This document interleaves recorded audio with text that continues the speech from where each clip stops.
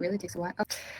Um, so welcome to episode number 4 of the Sovereign Nurse Association podcast. And I'm here today with Alex James, or Alexandra James.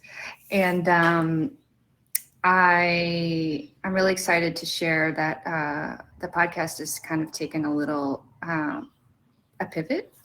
And instead of our original intention, I'm not quite sure what that was, but now it seems to be that what we're broadcasting here is inspiring stories of nurses who have transformed their nursing practice and who are living example of the mission of our association, which is to be a platform. The SNA is actually a movement towards the embodiment of the nurse of the future, the nurse that's creating the expression of healthcare on the planet. And we don't know what that really looks like yet until nurses move into that coherence with their true inherent gifts. And Alex, I'm really excited to share your story and what you do with the world, because it's so progressive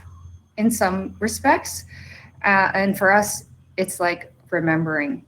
It's like remembering what we know and what we know is true and what we know is possible in the realm of like moving back into our divine union with source energy. And we're really bringing in the future from the past now, and you've been on the forefront of this. And so we got connected through a device. And I didn't even have it here. I'm sure you do. And the devices have connected us so beautifully, because Alex joins us from Rainbow Beach, Australia, and I am. Well, we can talk about how we got together, but I want to just thank you for being here and just open with like how and well, I think most of our listeners are nurses from the United States, or will be, and I'm sure all over the world eventually. But I don't know what it's like to go through that process in other countries, becoming a nurse, and what it looks like, and how it is for you. And maybe you could share about that, why you became a nurse, and then your transition. Sure, absolutely. Well, thank you so much, Heather. Really, I am so honoured to be part of this association and the growing network that you've created. It's so beautiful. And our friendship has grown over 1.5 to 2 years, I think, almost. So I am a nurse, and I'm practicing my holistic business now. But in Australia, getting back to your question, we can start a few ways. But most times people now go to university and get a degree, and then they just graduate. So that's the usual path. But my path was, I'm just going to put my toe in the water. My dad had passed away from cancer, and everyone in the family noticed how I had this ability to just connect with him during that process. And, you know, to massage his feet, to cut his toenails, to give him Reiki healing, because I'd been Reiki attuned at about 36. I guess that was my big awakening into holistic care. And so I decided to become what's called an assistant in nursing, or an AIN in Australia. And it's the basics. And so I learned about patient-centered care. I learned about the aged care area. And I was really taken aback when I saw one that wasn't so great, and then I worked in one that was amazing. So I was very blessed to have a beautiful place to work in with beautiful caring nurses, majority. There's, you know, always one. You go, oh, come on. So we were offered a position to train in-house, sort of, so to speak, within a big corporation in Australia, I won't say. So we have health, like it's sort of government run. So I got trained, and it was a no-brainer for me because it was so inexpensive. It was like very half price. That training became a diploma. So we did a diploma of nursing, and that gets you to be an enrolled nurse. So you are able to give medications under the direction of an RN. Mm-hmm. But you can also give upgrade your tickets and also end up doing everything. So after being on our, I guess, your training, I decided to, seeing the different wards and the environments, I decided that mental health I was more suited to that, because that you could see that you could spend longer time with your clients. It was just not so fast and in and out. And being an older nurse, starting at about 38, I think I was, or maybe a little bit older, actually, maybe close to 40, I decided that was the way I wanted it to be. Mm-hmm. My first experience of it was not fun. And this is where frequency medicine came into my life, because I am an empath. I'm a very intuitive, sensitive person, really. And I pick up on energies. And I walked into that, and it was like walking into the lion's den from the 70s. The ward was old. The nurses were very stuck in their ways and not used to new people coming onto the ward.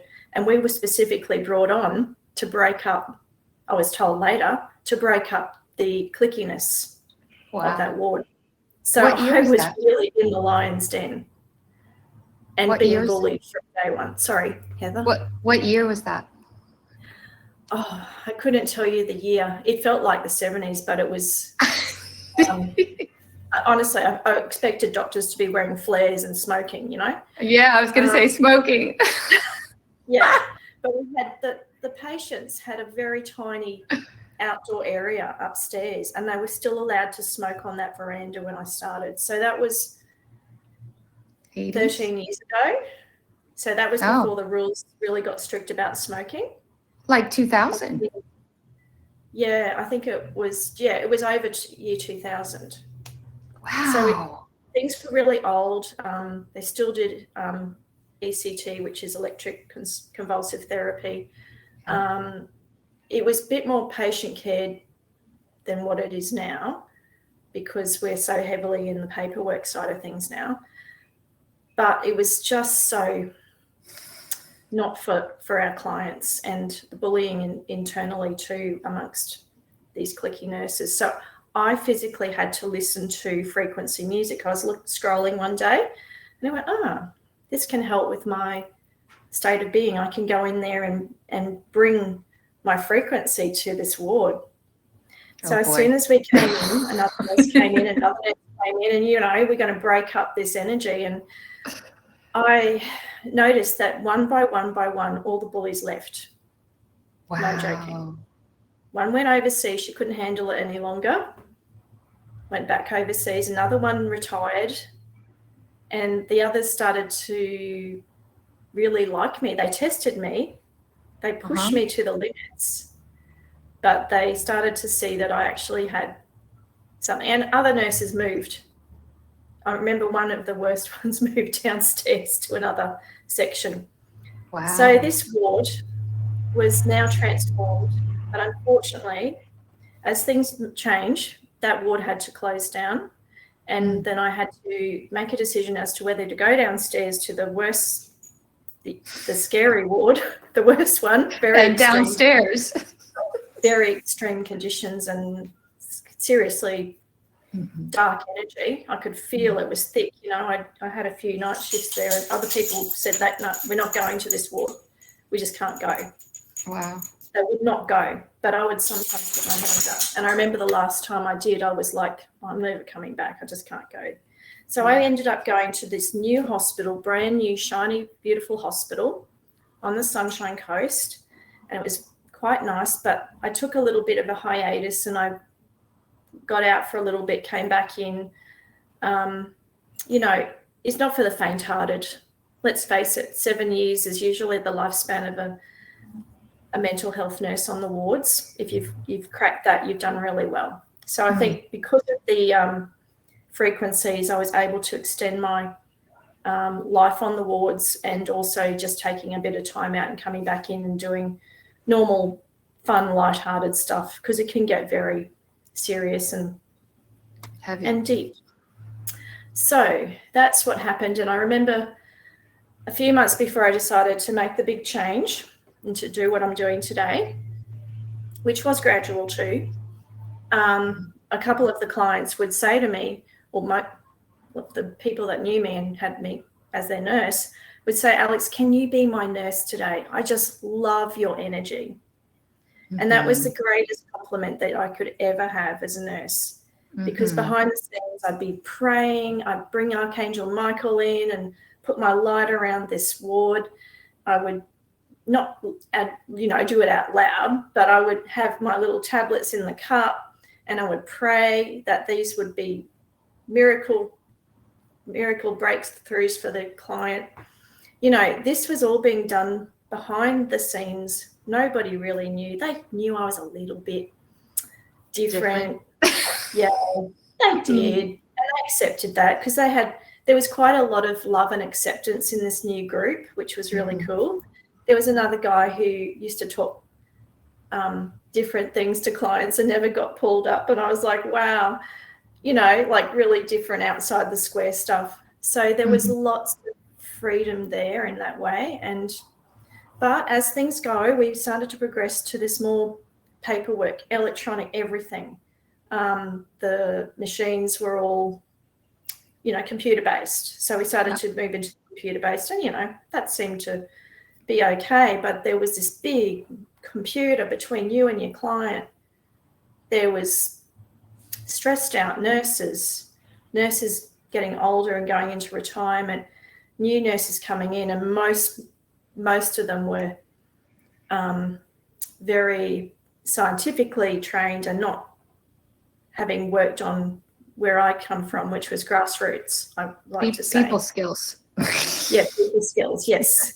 Yeah, so, that does make a difference, as we all know, if we've been in the industry for a long time. So my initial thoughts when I left, because I thought I'm ready to go, and this was just before COVID started.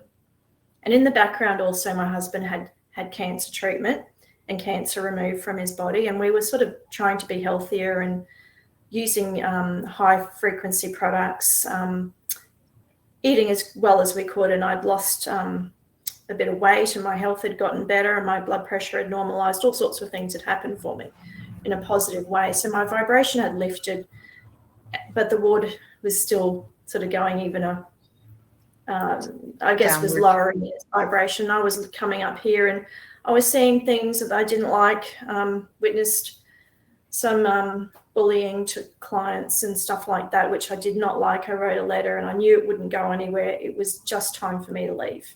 Yeah. And that day I recognized it when I burst into tears in the medication room. I just can't do this anymore. And I was exhausted, nervous exhaustion as well. Probably should have put in for something, for all the trauma that I'd witnessed. But you just go, no, I'm going to be strong. I'm going to do it. So I did actually a trauma course called the Richards Trauma Process, TRTP for short. So I went off and did that, and I thought I was going to do that. That was what I was in my head. But a little voice inside of me, which I know is my higher self, my higher consciousness, said, Alex, you might have wasted your money on that course. It's probably not what you're meant to do. And I'm like, oh my gosh, I'm almost at the end. Whilst this was happening, my husband got very, very unwell, and we didn't really know why. He was working in the mines. He'd finished his cancer treatment. He started to have all these weird symptoms like nasal congestion and sore stomachs, cramps, just total lack of energy. And the doctors were all running around with chooks with their heads cut off. That's the saying we say in Australia. They just didn't know where they're going. They were like, oh, it's probably just sinus. Here's some tablets, go away. they kept on telling him to leave and it's nothing special. And then we couldn't get on to his oncologist. She was on a holiday. So the short answer is he got very sick in a 6-month time span and lost about 12, 13, maybe even 14 kilos. So he was a walking skeleton. He was already slim. So he was bone sticking out of his bum, swollen joints everywhere. And we couldn't work it out. We didn't know why. And a few people gave us hints and said maybe it was what he was taking for his cancer treatment, maybe. So I was like, okay, what are we going to do? And I was searching the world for answers, and a friend just said, hey, I've got this device and this is like a Rife machine. And I was like, eyes and ears lit up, because I'd researched everything about Royal Raymond Rife and Tesla. That was something I was interested in. And this just like resonated with my heart. And I was a bit like, oh, I've spent so much money already. This is another thing. Should I do it? And it took me a while to say yes to it, but I did it and to never looked back. And I have had a growing team, which is global, as you are overseas. And it's incredibly empowering. So I could see when I put him on the scanner what areas were out of range and out of order, and I could see so many things that I couldn't see or get the information from with the doctors, because they were trying to find cancer and he didn't have cancer at all. He had an autoimmune. What did you see? Well, do you remember? We saw a lot of viruses attacking him, a lot of bacterias. We saw a lot of inflammation markers. So that's the detail that you can get with this. And that's what I was hungry for, because all the doctors were saying, oh, yeah, this and this and this, looking for cancer, but not focusing on the bigger picture of everything. They were just looking in their section. So we'd go to one guy and he would do a colonoscopy. And then we'd go to someone else and he would look at the pancreas. But the funny thing was, I kept on saying to Richard and asking him to ask the doctor, because I was still working at the time, so I didn't get to the appointments. Can you please ask him about your stools? They're clay-coloured. Clay-coloured. And you know what that means. There's something going on with the pancreas and the enzymes. Yeah. So my nursing was more mental health. I was like, lost for words, actually. And I was watching my husband fade away to nothing, and in exhaustion from him getting up through the night, because he was sometimes going to fall over if he got up. He did it twice. So he went to the, eventually what happened, he had a Baker's cyst burst on the back of his leg, which is extremely painful.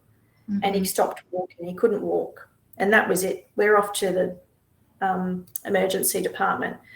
And whilst we were there, they were looking for clots and stuff like that. No clots. No, it wasn't that.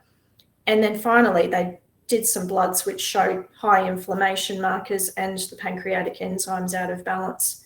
But they still tried to say that he had a reactive arthritis. They didn't link it back to anything. And I remember the stress of having to see him go through another test for cancer, which included, the radioactive dye being inserted, him fasting, all of that nonsense that he had to go through again. He'd only just been through it a few months before. So I was devastated. I pleaded with them, you don't need to do this. Surely this is unnecessary. Yeah. No, we have to rule it out.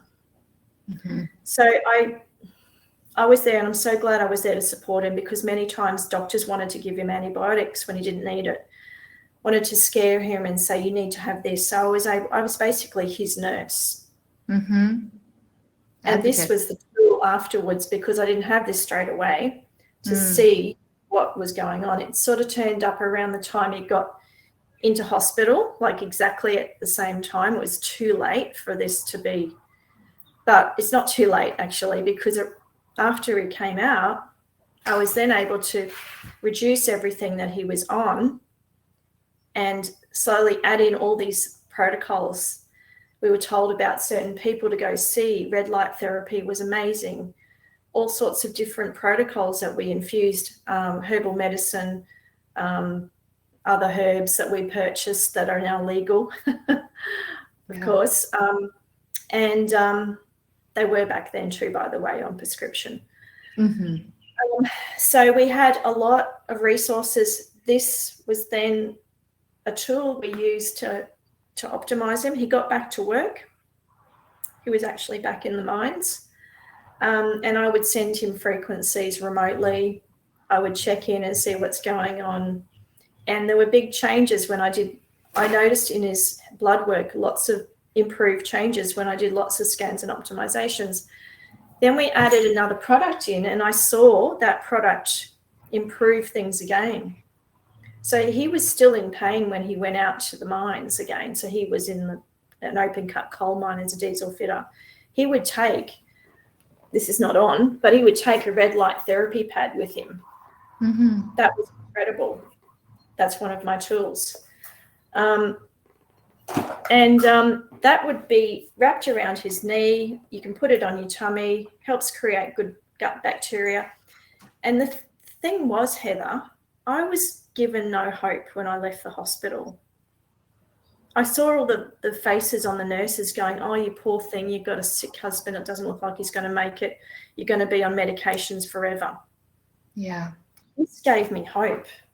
Wow. All of these things lifted me up, gave me hope, made me realize and gave me the confidence to know that we were on the right track. Without them, we were like blind. The only thing that we were getting was blood tests, and then they were scaring us to say, hey, I don't know if you're ever going to be able to take these right down to zero.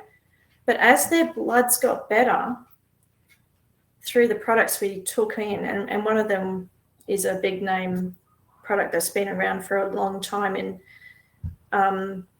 circles. It's healthy, it can't hurt you, it's just structured water basically, but that alone was the catalyst to get him really well and to come off everything.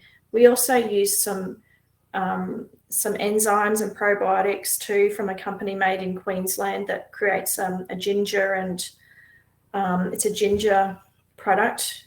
So it's made from the enzymes of ginger and pineapples too, to help with the digestion. So it rebooted all his system, all his cells regenerated, switched off the autoimmune disorder, and his pancreatic enzymes came back to life. Everything came back to life. I mean, there is a few little things that are still there, a few numb patches on the bottom of his feet, not much though, but most things have come back to life. He can't run, he can't jog, but he can do everything else. What does his doctor say about all this? I haven't been to every single one, but they were pretty impressed. And I remember his oncologist, she was shocked when I first brought him in before he got to the hospital. And I had to say to her, look, can you please write down what's happened here and put it in the notes as side effects to this thing? She was not happy. She told everyone, wow, I can't believe that lady told me what to do. I was just the advocate for my husband. I'd been looking after him for 6 months, trying to find a way, and she had nothing for me. She had no medications that could help, no alternative things to help me. She just said, oh, if he gets worse, take him to the hospital. Yeah. And he hobbled out of there. And then he got better, and I'll tell you the story. I was with him and things were turned around. She said, oh, tell me what it was. What did you do? And I told her 3 of the big things that I did. She wrote them down. Who knows whether they went into his notes properly, but she wrote them down. She was curious. Yeah. So it was a big journey, and I was exhausted afterwards. So I needed this for me. Right. Well, it's interesting how I think, you know, your story is probably way too frequent, similar story to other people, but for those that don't. Oh, you've just switched off. Yeah, back. With the tools that you had were like gifts, you know, from your future self. And And how fortunate for your husband to have you. And, you know, I was in a similar situation with my son, advocating for him and being a resource for him and doing Reiki and those types of things. But I didn't have this device back then. But, you know, the thing is that when you know, and I've had this similar confrontation with healthcare providers who are trained in a certain way. When you take them with their tools away, they don't have anything, and it's very, you know, confronting for someone who hasn't done any internal, you know, self exploration or self discovery to discover that their own innate, you know, power to heal themselves or to take care of themselves. They don't have trust. They trust everything that's on the outside. And so, you know, it's very disruptive to their identity when their things don't work and you know something that they don't, you know, it's, and you're not comfortable accepting that you might not know something that somebody else knows, you know, when they're coming to you for what, you know, you're expecting to get.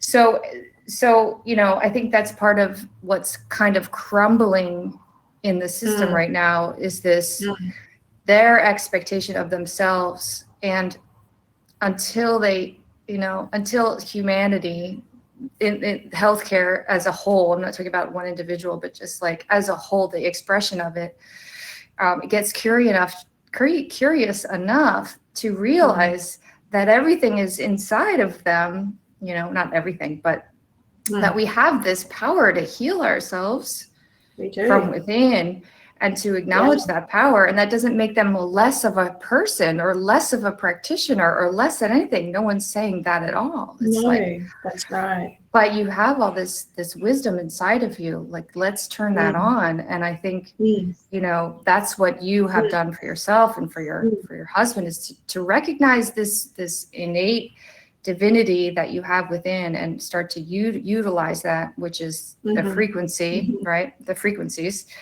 and start to amplify that, you know?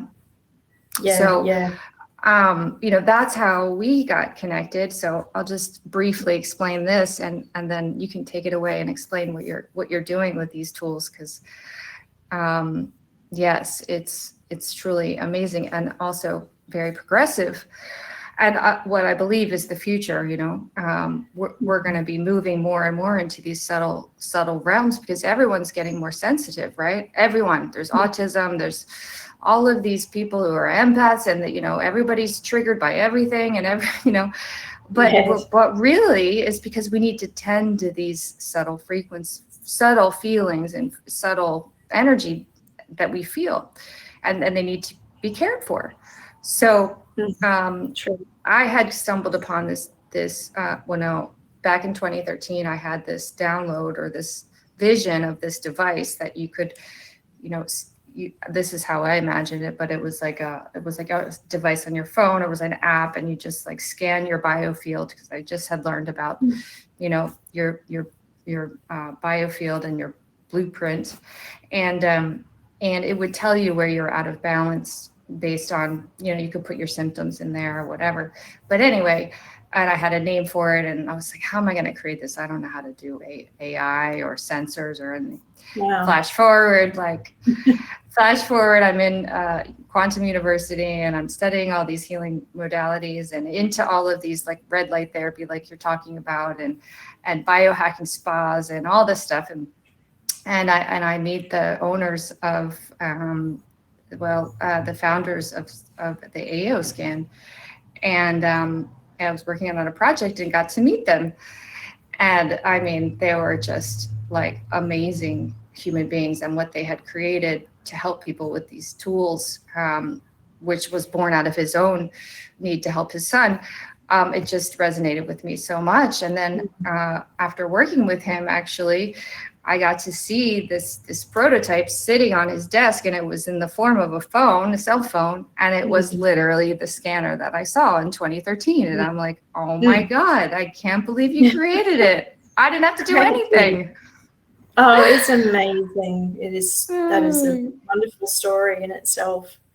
So, That was actually before the prototype, so it wasn't available yet. It was in a big $30,000 desk unit, which I didn't want to invest in or couldn't at that time, or didn't see a way. So I waited, and then this became available. And then when I found out just 2 years ago that it's under, I don't know, $600, and every family can own one. Not only a practitioner, but every family can own one of these. I'm like, yes, I'm getting on board with this, because my whole value is, or core value is really about taking back your power and investigating for yourself, empowering the people with, knowledge and courage and bravery and, the tools that they can do this independently, because it's been taken away, or we've given it away. I don't know if you can see that. Yeah. So when I jumped on board and purchased one, I didn't have someone to help me understand how to use the thing. So I sent a message on their group page, and lo and behold, Alexandra was the only one. And I specifically asked for a nurse, I believe, because I wanted to connect with other healthcare providers. And she's the only one that responded. And so I was so excited to meet you. And I was excited to meet you. And at that time, I don't know if the association was dropped into my field yet, but coincidentally around the same time, coincidentally. Maybe. I think, anyway, they came together almost. And and then discovering you, and that you already had a thriving practice, utilizing this and moving yourself out of the system and being an entrepreneur. And I don't know what you did before you became a nurse, but your practice was an inspiration for me. And so that's why it was so important for me to be able to share you right away, because you're already doing the vision. So you're an inspiration for many nurses who are looking to, follow the same path. And not only just nurses, but anyone, right? You have people who don't have any healthcare degrees, and they have embraced this tool for themselves, and they're empowering themselves and their family. Absolutely, Heather. And I feel that this is just the tip of the iceberg. I think one day we'll be going, oh yeah, did you have an AO scanner? Yeah. Now we've got this. So it's an evolving technology. This is going to keep evolving, which it has been. I've been blown away. It's the same, it's updated dynamically. So they're adding things all the time in the background to enhance it, to keep up with ourselves, to keep up with these changing times. And we all know things have changed so much in the last 3 years. So for me, this is integral, and it's the start. And what I love about it, it has the emotional aspects as well. So I used to see people suffering chronic pain and chronic mental health conditions. It all comes back to 99% of the time, what's up here isn't resonating with what's going on in the heart. And this can gently shift people back with sound, tone, and color and light.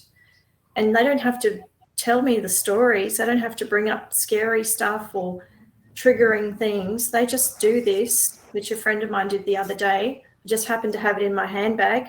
Literally, she rang me and said, Alex, I just lost a friend and I'm feeling terrible and I'm really upset. Can I come and see you? And I said, sure, I'm at the coffee shop here, 5 minutes drive away from her. That's a community here. And she drops in and she has a session. She puts the sound on. It's just a quick thing. It's not a big thing. Just push a button, talk into it for 10 seconds. She's sitting there and she says, I'm feeling better. I've got this, I'm feeling better. It's amazing. So I asked her to put a little bit of a testimony up for me, and she sent me a beautiful message. So these are, incredible tools. I mean, they are life-changing things. I don't know how many people this device could prevent people doing something drastic with too. There's so many options. Plus you can put your own animals and pets underneath there. So a dog, cat, horse, whatever, you can put under your profile, your business. It just goes on and on. So it's almost like a teaching tool to show us our superpower. Yeah. Is another way to describe it. Because Yes. I had Reiki energy healing for a long time. I was attuned at 35, but I didn't use it because I just felt there's nothing solid to see. I used it, but I didn't use it in a business, so to speak, because part of me needed more training.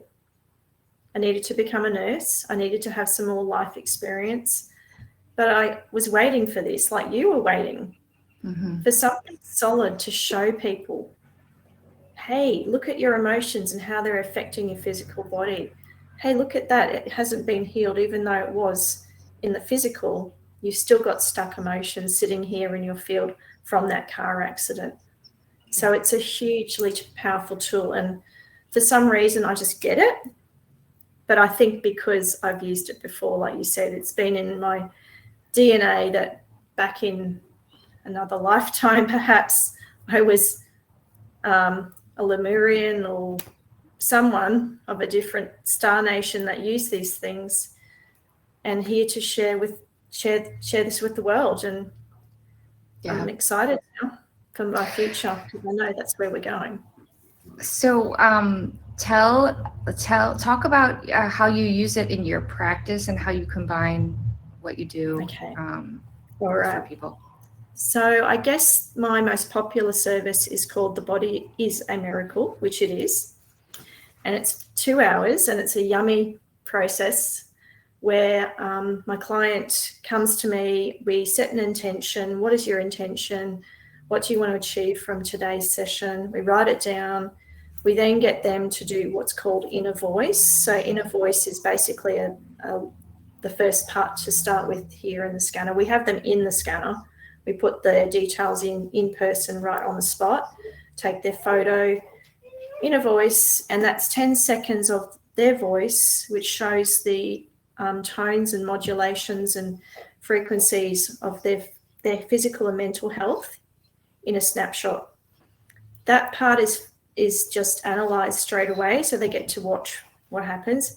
Then they get to sit and experience their three out of balance tones and their fourth suppressed note. Sorry, my dog wants to get out of the doorway. You can see him in the corner there looking at the door. Yeah, I can see. Anyway, so that actually is fed into the device. So that's the first part of it, and it's the anchor for everything else in the programs. So from that information, because it's connected to the body as well, we start to get a picture. And the other day I had a beautiful lady who didn't tell me much at all, except she wanted it for being able to drive a car properly because she was having seizures. So the actual scan showed something completely out of the ordinary. So it actually showed that there was an accident that she had in her 20s straight away that was in the field that hadn't been properly healed. Wow. And perhaps that very serious accident that almost killed her from a water skiing accident, which was up here, could have been the part of this situation that she was having difficulty with at this time. So, and I'm getting a yes. So you start to use your intuition as well. So it's really beautiful because you can then start to have those questions to ask your client as you're going along. And then you might do your vital scan, which is the next part of it. So the scanner sees what's happened in the voice. It then looks at the vitals. Things start to get better even from her listening to the music. And you'll see different aspects coming up. And because it's all color-coded, it's a visual thing. So I quickly go through it and go, yep. And I ask a few questions, start to get more of a picture of what's going on. They feel this trust straight away because this is so accurate in some major ways that they go, wow, how could it know that? And then you start to build this beautiful relationship in 2 hours. And then we do the combined comprehensive. And that's a pretty clever one because that's the organs. But it already knows from the first 2 scans what to choose. So it picks out, it ticks off what things need to be done. And you go through that, and then you have this very complete picture. There are deeper scans which you can do as well. So if there's something that isn't uncovered in that first section, you can suggest, well, let's catch up in a few days and see how you're going. Has that been resolved? So you can follow up and do more sessions. They can be shorter than 2 hours. It's just that first initial session is like you getting to know them, the scanner getting to know them, and then what I do is I write down all that information on a notepad that's come up in the scanner for that day, plus their intention, and then we do a very focused Reiki healing in a recliner chair. Mine's not on a massage table. They have a blanket on, the music, recliner chair, right back, relaxed, feeling like they're floating and having that theta. And we change tat, so we go from the cerebral alpha brain waves to theta. We have a break in between. We go to the bathroom if they need to, have a drink or whatever it is. So it's a very holistic approach. We wrap it up at the end with a conversation about possible things that they might like to do, to follow up with another session perhaps, or products that could help their health, because often I see inflammation markers out of balance, or omegas out of balance, or any of those key elements, or even their complete blood. So it's designed to show trends, and it's important when you look at the scanner not to go like that. I say it's like looking at a picture. If you look at the tiny part up close, it doesn't look like a picture. But if you take a view which is close at some points but distant in others, you can actually get a full picture of that person's situation, mental, physical, and spiritual. And this lady she needed rest. So yeah, and it's like, to me, you're putting all the pieces of the person back together, and you're doing like a 360 degree view, and that takes a lot of time, like you said. It does. And many times it's pretty simple, right? Like it gives us an opportunity to see how the simple things that we dismiss, like hydration and I don't know, getting your movement, and I'm thinking the things that come up like probiotics and just getting your gut bacteria right, that those all have direct impact on all the other parts of being a human. And the powerful thing that you pointed to was that we start with the emotional body, and how that heart-brain connection can be modulated, like you said, using the sound. And then we start thinking better things, or thinking more clearly, or having inspired thoughts, or resting more soundly, having better dreams, and then slowly and progressively, as the body can handle the shifting, we start to attune ourselves. And it's absolutely vital. And I didn't know the inner voice was what I really needed out of this device when I started. I was just focused on, we need to know the internal stuff. No, we need to know the overlay of the beginning, because it all starts with that. That was what surprised me. The conditioning. Yes. Yeah. So incredible. Wow. Really powerful work. And so you do this in your in person, but you also do this remotely, right? Can you talk about that, and how have you made the shift to working in the quantum fields versus working, in person, like we're trained? Well, I guess that's a question. And I spent a fair bit of time with my client the other day, because she needed that root of understanding a bit clear. So I guess I bring it back to the person in front of me and say, okay, what do you do for a living? And they'll tell me, and then I'll put it into their terms. So the quantum field is, there's no time and space. So time isn't linear, and that's one thing to understand. And that's why when we put our photo in here, it could be an old photo. It doesn't have to be updated. So it's based on voice and scalar wave, and time and space is in a quantum field. So we can do this just as we can send thoughts to a loved one on the other side of the world and say, oh, just thinking about you today and I love you. And, you know, that is resonance. Mm-hmm.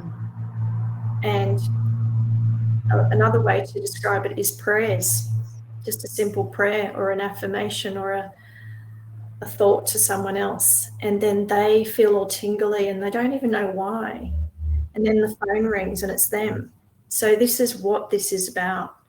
It's a connection that we didn't know existed because we were never taught. It's simply because we're never taught at school that we have a connection like this, and that the collective, when we feel and think about things like you were probably already thinking in the collective in 2013 about this device, and they were already dreaming it up. So you've got that collective wisdom. So that's what we're about, and that's why we have to be very mindful. And I totally have been down rabbit holes and pathways that haven't been positive for my mind. We have to bring ourselves up into a better mindset. We have to imagine, and imagination is something I learned from the Richard's trauma process. If we richly imagine something, we're going to have it right in front of us. So if we keep on thinking about negative and low vibration things that are going to happen to this world, well, we're going to go that pathway. But if collectively we start to empower one another and share our gifts and not be scared, which is something that I find people sometimes, and me, I know I have said, oh no, I won't today. I won't bring it out. But if we collectively come from the heart and share our gifts, we're just going to impact millions and millions of people. And that's going to be a ripple effect and the butterfly effect and all of those things where you throw a pebble into the water and it just ripples out. So this is the simplicity of it. It just is. Scientifically, you can be quite complicated with this. You could go into that science, but it literally is our DNA and the third eye, the quantum field connection. We are part of the greater, and what we do to ourselves, negatively or positively, impacts out there. And Absolutely. It's a community and that's, I think, why I get planted in certain spots, because every 5 years I move. Seems to be that I do.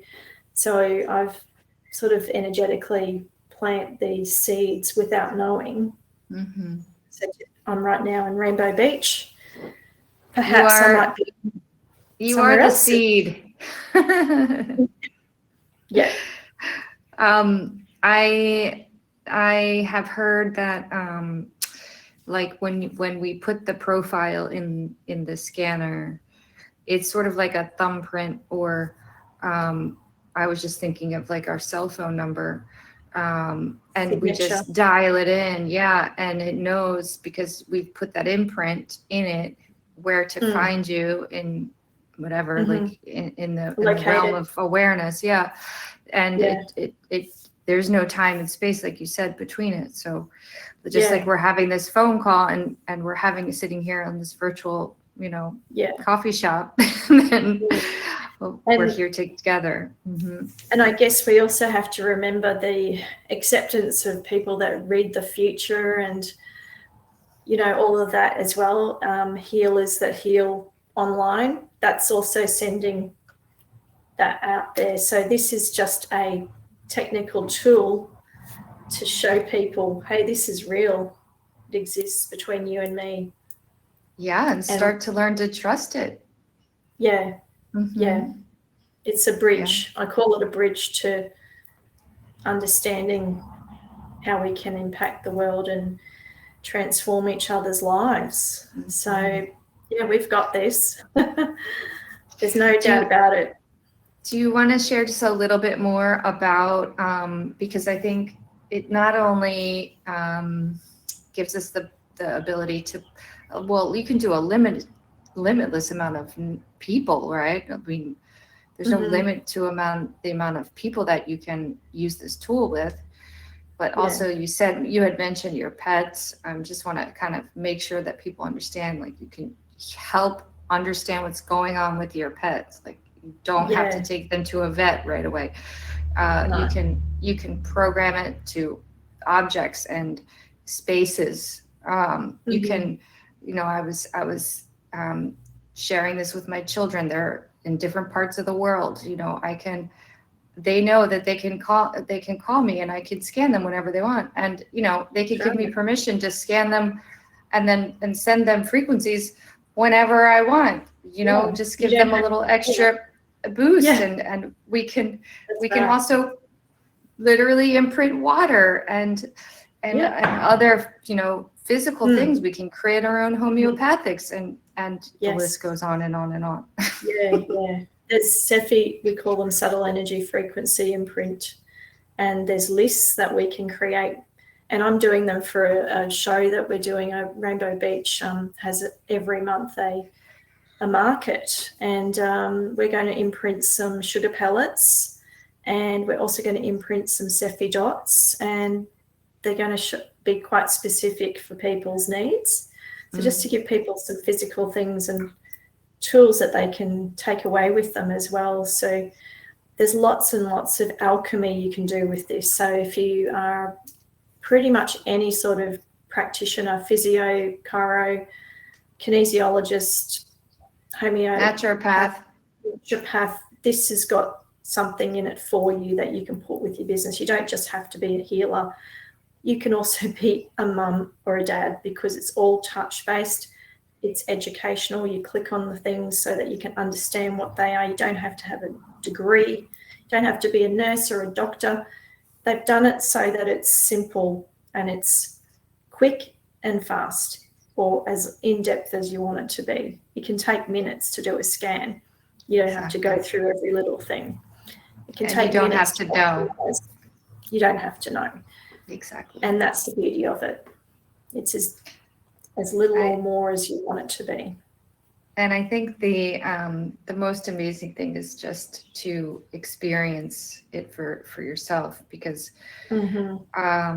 I started a healing touch program at the hospital I worked at, and I would say that there was maybe 5% of the people that were interested because they didn't believe. But really, it was when they were not feeling good and they decided to give it a try because there was nothing else. Then did they realize that there was something about it that was actually making a difference. So a lot of times it just takes one experience to shift, your perspective. So reach out to Alex, and she can introduce you to all of her tools. And I think, like what you said, once you see it, and there's something about it that calls you towards it, and just resonates, and you realize that it's something that you've always wanted and needed to support you. Exactly. Yeah. Well, thank you, Heather. It's been beautiful catching up with you again online. Of course. I'm going to head off now to do some work, and you've probably got what's coming into evening. So thank you. And also everyone out there, just if you need to speak to Heather as well, we can coordinate a little group chat, so we can actually catch up on Zoom as well to chat further. One more question before you go. So if you could be like the the grandest expression of Alex James that you can imagine, what would you be doing, and what would the world be like? Wow. Okay. So hospitals would be transformed for sure. We'd have healing beds. That technology would be available.